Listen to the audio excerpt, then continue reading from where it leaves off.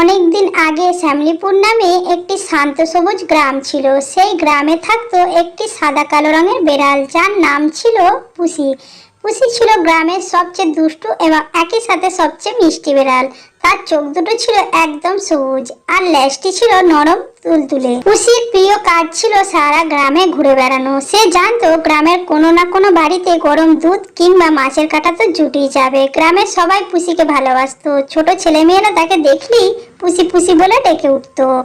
পুষির একটি বিশেষ বন্ধু ছিল, তার নাম টিঙ্কু। সে ছিল গ্রামের সবচেয়ে চালাক ইঁদুর। অবাক লাগছে তো? হ্যাঁ, ঠিকই শুনেছো, বেড়াল আর ইঁদুর বন্ধু।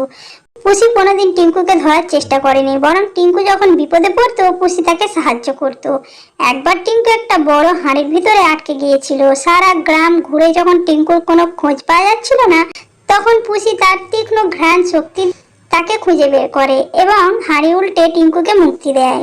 তবে পুষির জীবনে একটি বড় দুঃখ ছিল। গ্রামের বুড়ো শেয়াল কেতু প্রায় সুযোগ পেলেই পুষিকে ভয় দেখাতো। কেতু বেড়ালের শত্রু ছিল এবং সুযোগ পেলেই গ্রামের ছোট পশুদের উপর অত্যাচার করত।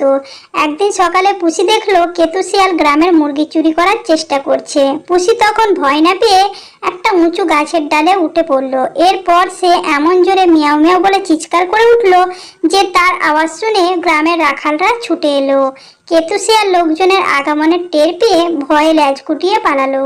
সেই দিন থেকে গ্রামের সবাই পুষিকে শুধু মিষ্টি বেড়াল হিসাবেই দেখলো না, তাকে শ্যামলীপুরের রক্ষক বলেও সম্মান জানালো। পুষি টিঙ্কুর সঙ্গে সুখে শান্তিতে বাকি জীবন কাটালো। আর গ্রামের মানুষেরা বুঝতে পারলো যে বন্ধুত্ব আর সাহস থাকলে পৃথিবীর সব থেকে বড় সমস্যাকেও হারিয়ে দেওয়া যায়।